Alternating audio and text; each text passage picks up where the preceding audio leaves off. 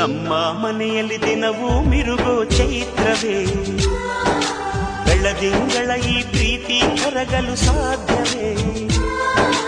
ನಮ್ಮ ಮನೆಯಲ್ಲಿ ದಿನವೂ ಮಿರುಗೋ ಚೈತ್ರವೇ, ಬೆಳದಿಂಗಳ ಈ ಪ್ರೀತಿ ಕರಗಲು ಸಾಧ್ಯವೇ?